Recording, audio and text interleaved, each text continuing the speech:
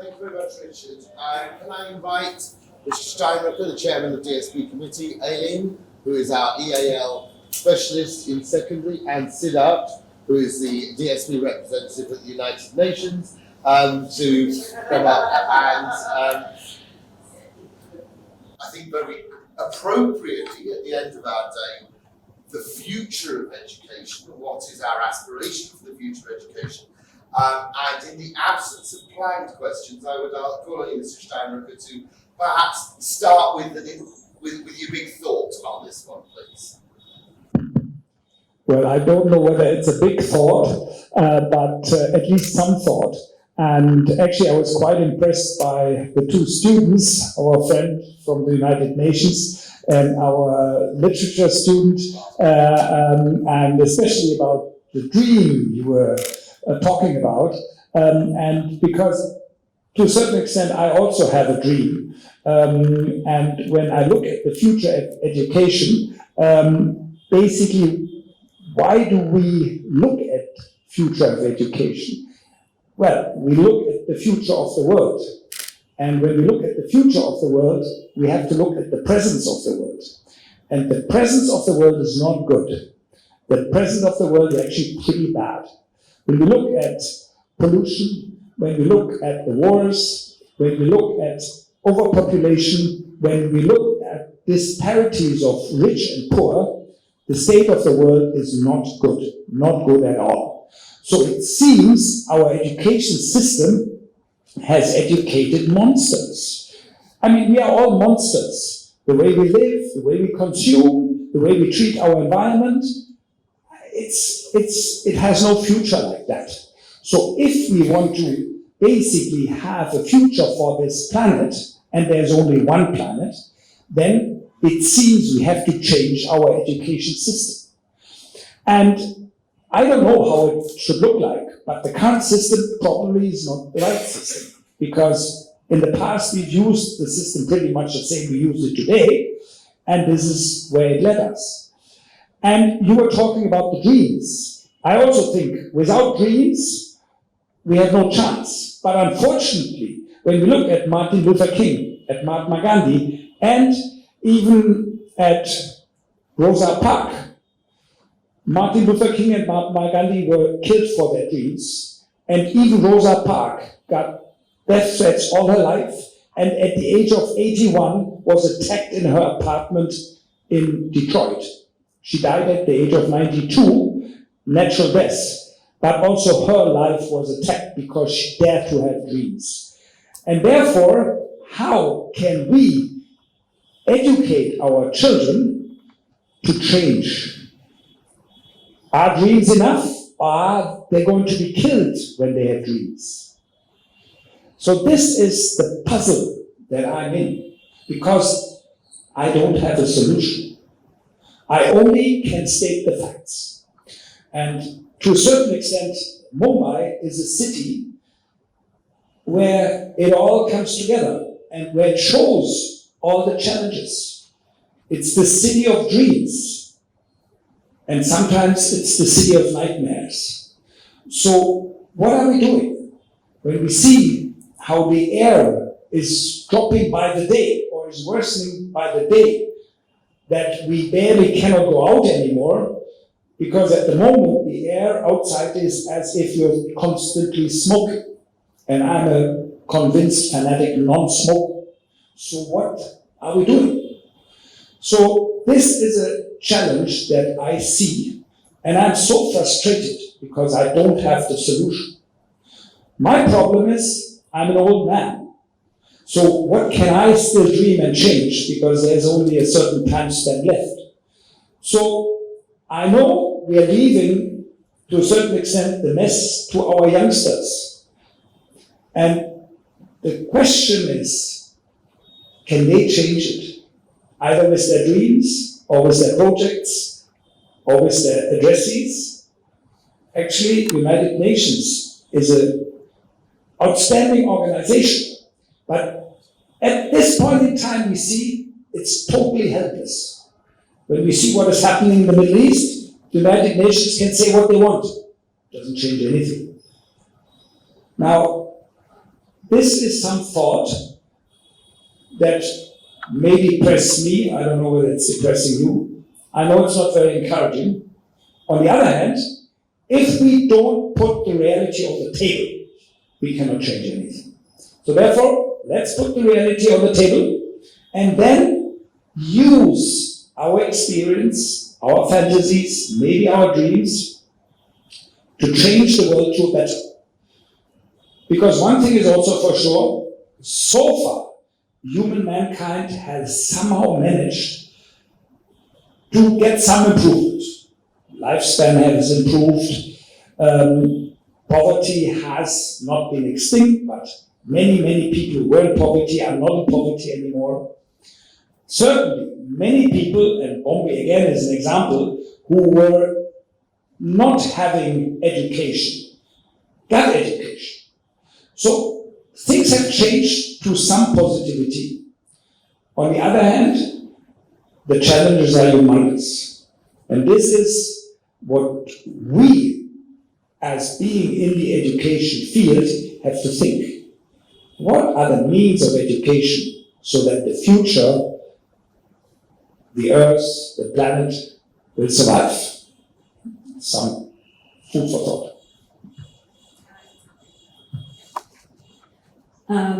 So I am listening to your speech, and I agree with all the things you say. But here is where we teachers have a great task, and I think that places like DSB, we are encouraging our students to follow their dreams and to make them believe that they can make a change.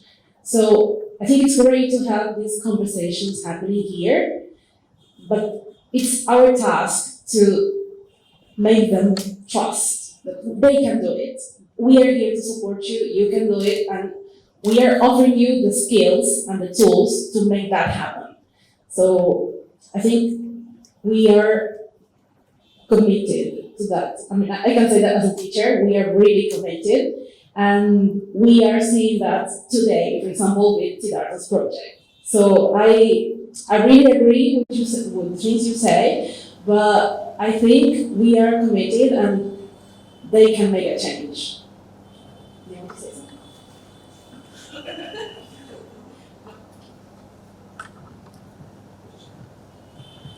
Yeah, no, I don't know if you saw last week the financial results for LVMH. LVMH is one of the world's biggest companies. The world's biggest companies are Aramco, Apple, and LVMH, and literally everything they make, no one needs.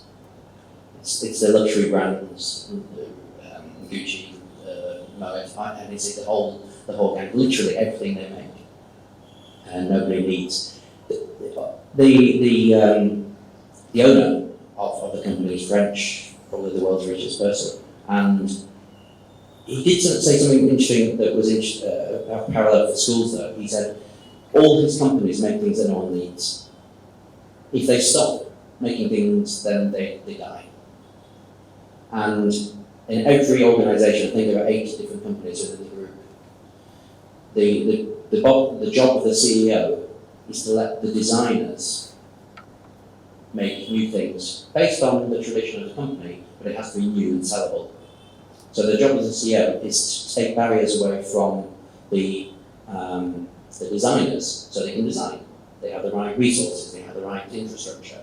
And I think as educators, that's one of the jobs of leaders in education, is to take away the barriers so teachers can teach. They have to be able to do the job. They have to be able to be. It's a creative industry, and the parallel there. But the depressing parallel, of course, is that one of the world's biggest companies is literally making something, and this is a big force. People are on the treadmill. We're going into hard economic times, and yet they're making billions and trillions of profits from selling Gucci and everything else. So the forces are against us, and I think that's there's a doubt. But I'm eternally optimistic. I see it in my own world in the Middle East. I had to literally get to the airport very quickly in Riyadh. Was it yesterday or the day before? Because about 20 world leaders were flying in and they were closing the airport, and there was all sorts of people who were in Riyadh on Thursday because of the crisis. Things are changing. The world is, in my opinion, things are moving towards this side of the world, and the systems that got us where we are still there. But I'm optimistic. People are talking. I'm seeing it in a country that was very closed, and it's not now. Most of our directors in Riyadh are female in our organisation. 10, 15 years ago, they would have been able to work at a very, very low level. And these are genuine things that have improved. But there are massive challenges. But I think one of the key things about letting educators teach is a big one. We have to be able to design and create, because it is a creative industry. So what I think would be nice is to think about what are the requirements of people to be effective change makers. What is necessary for a person not to choose the route that is, as you say, potentially adding to the monstrosity, but rather the route that is going to make a positive difference. That is obviously what we're looking to do in education. I'd be interested to know what the panelists thought those attributes were. What is it that we need to develop in people that will help make a difference?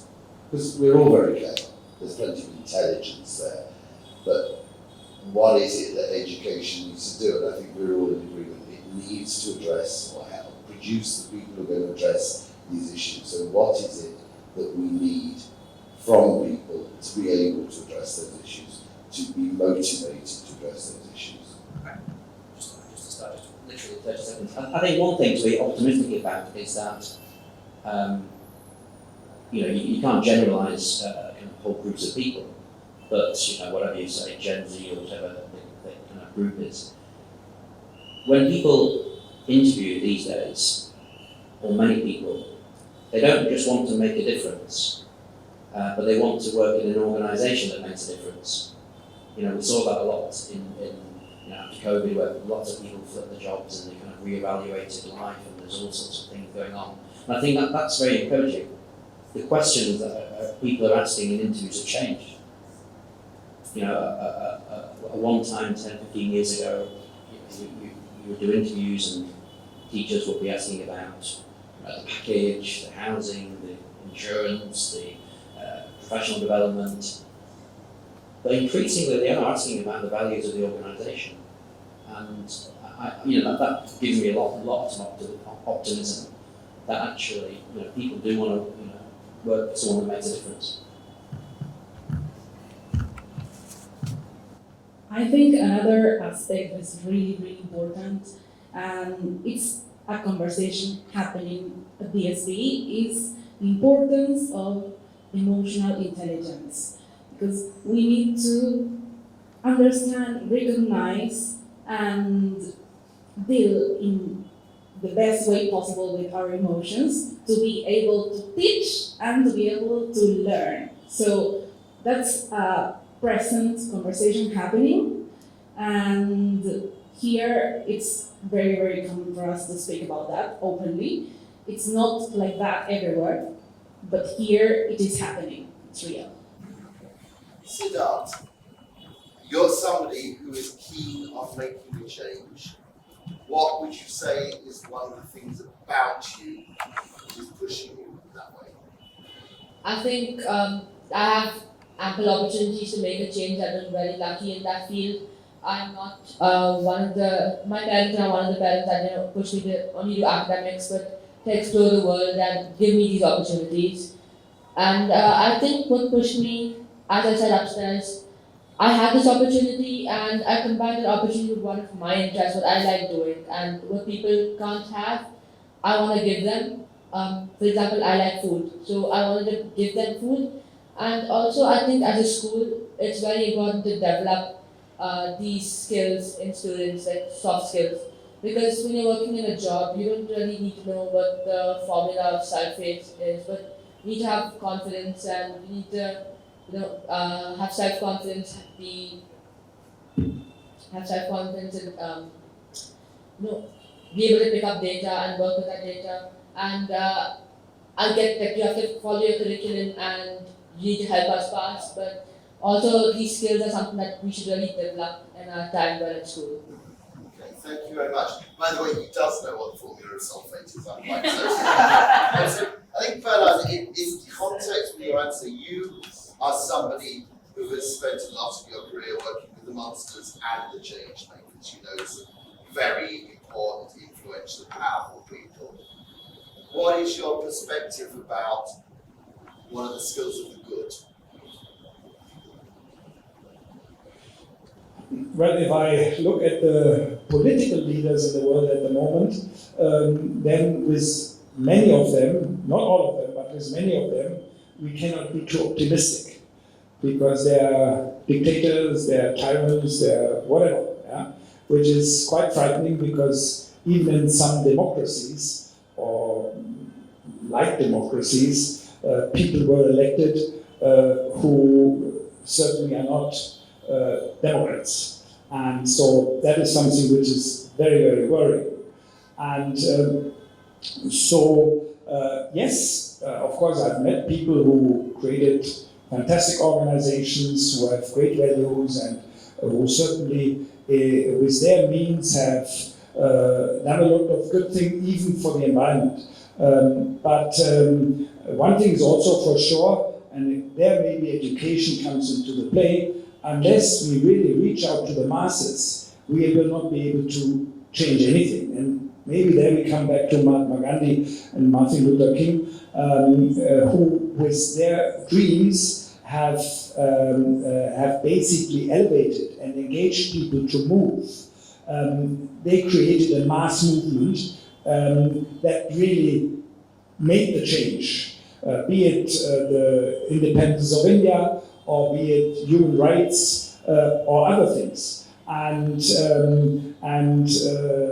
as they basically said about Christianity, you know, that when Jesus Christ was out there, they started with 2 people. And look where it is today. So therefore, with the right dream and the right vision, yes, you can change the world. And the question is whether educators are able, with their systems, their way of educating, can basically guide the future generation to make that change. And when I look at Mumbai, for instance, this concrete jungle, and when I look at Lower Parel, and I know Lower Parel 30 years ago, when there were no high-rises here, there were only the mills, they were lying idle, but it was a totally different scenario. And so, and now the coastal road is coming up, a lot of construction going on, the metro is coming up. If we want to basically survive in Mumbai, it's only possible when we create a real jungle parallel to the concrete jungle. So what we have to do, we have to plant trees. We have to, I mean, we need greenery, greenery, greenery. It's very banal, right? We're starting with the green wall out here, which is a little first step. But when the coastal road is coming up, we have to make sure that the whole road is covered by greenery. There is a plan for that, but it has to work. And maybe we can, in the school, encourage our children to take plants, to have plants around their building, to try to plant trees around their buildings where they're living. We should try, together with Mr. Gobani, to have plants here wherever it is possible. One advantage the climate in Mumbai has is that things are growing very fast. So therefore, I mean, maybe that could be a vision or a dream, you know, to educate our children and be role models, to have greenery wherever it is possible. Plant trees, there are these tree planting activities. Some companies have committed, we plant a tree, whatever, for every year of our existence or whatever. And there are companies, and maybe that's something you could research with your students, there are companies who commit thousands of trees. And actually, nowadays, you can, when you fly or other things, you can offset your carbon footprint against projects where trees are being planted, right? And so maybe that could be a small element, how to protect our planet. Because if we don't have trees, forget it, it's over, finished. Yeah? And at the moment, when we look at Mumbai, it's going totally the other direction. So how can we balance that? Yeah? And maybe this little seed with a dream could create the jungle that we need. Thank you very much.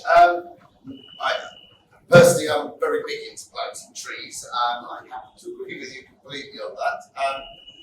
And I think in school we are very interested in developing our sustainability side. Are there other people who would like to sort of share in this conversation? I'm concerned that we're talking about 7 or 8 minutes. Yes, really. We're ready for whatever you want. Okay, so does anybody want to add any comments?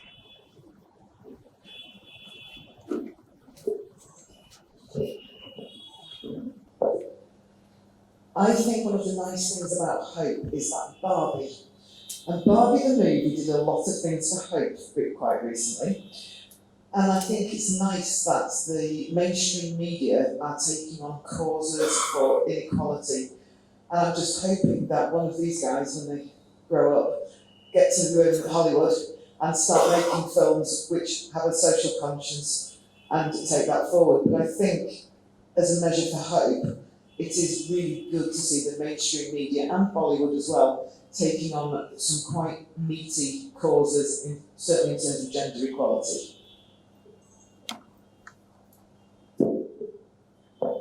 I think 2 points from my side, and I think you alluded to dreams, and I can relate to it.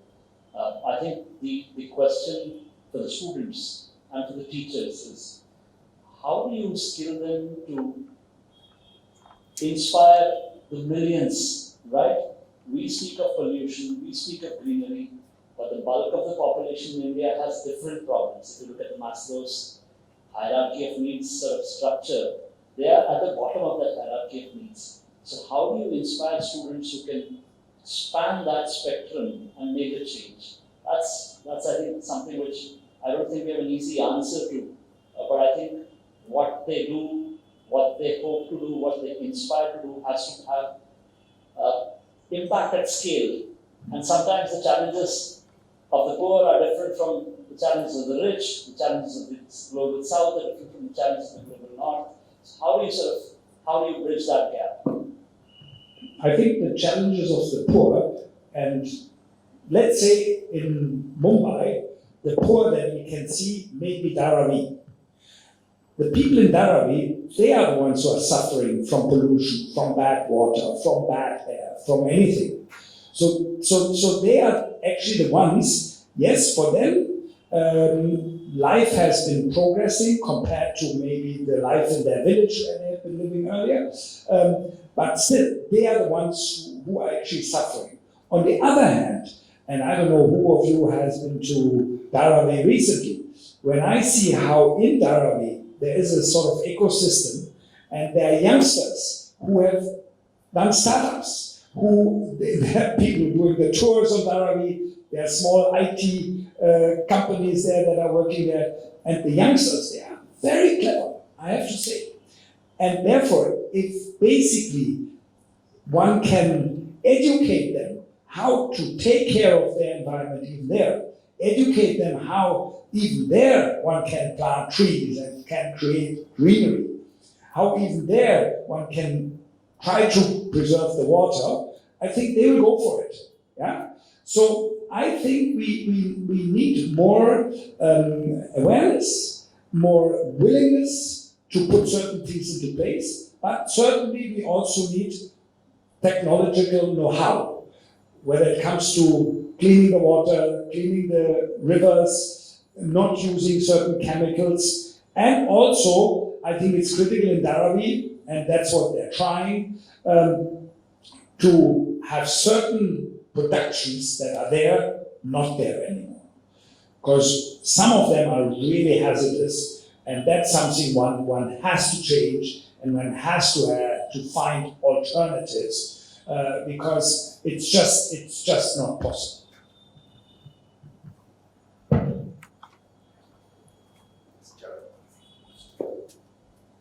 Hi, I just wanted to add, I recently read a book by Rebecca Solnit called Hope in the Dark, which is just so inspiring because she quotes a lot of examples from the last 10-15 years where change has happened. So while we're all looking so desperately at this desperate situation of the world, she gives us a perspective. And what she talks about is that as students of history and with an understanding of the world, we often see the outcome is really bleak, but before the outcome has happened, there's this big gap between where we are today and what the outcome is. And in that gap is where we can make the change. And she talks about how this change has happened in many, many different ways. I would really recommend that. It's a really powerful sort of call to not give up hope in this situation. That's one thing I wanted to say. The other thing I wanted to say is sort of around Margaret Mead, who many of you would know is a great educator, who talks about how a small group of women, a small group of people have been responsible for creating all kinds of change in the world. And it's literally that little community group of people or individuals who can create change. And when we look at social change, so I work in the sector of development and gender rights and so on. It is local leadership, so people who are working in communities. So if you support local leaders, so in Dharavi, for example, the example you gave, to sort of bring capabilities and capacities to people who are already sort of stepping into the breach that exists, you can create a lot of change in those situations. Yeah, thanks. Thank you very much, Jen.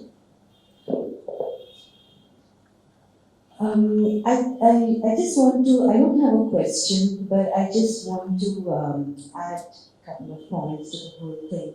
I do feel that over the past 10 years, the whole system of education has changed, where a lot of, with the emergence of schools and exposure and like DSB, there are schools which are not so now curriculum oriented. They are focusing more on holistic development. But for them, the whole mindset of changing from your personal holistic development to a more, holistic development as me, as my world, that and the skill set that is required, like inclusivity, responsibility, those kind of things. I feel if it's inculcated as a part and parcel of the education system from I think across India, I think we'll definitely as we're saying that we will bridge the gap if these skills are inculcated. Thank you very much. I can just see our next speaker in the wings. I do not wish to keep her waiting longer. Last year at the TILIAC, she gave an amazing talk about hope and the power of hope, which I think summarises very nicely what we're talking about. I'd also like to say that one thing is absolutely certain, that schools that continue to obsess about toppers and getting averages of greater than 40 are clearly not the people who are carrying on the conversations that we need to have. Whereas I think there's a huge degree of commonality in this room about the fact that we do need to be serious about that. Thank you very much to our CAP panelists. I really appreciate what was a truly challenging final question. That's a courageous question. Thank you very much.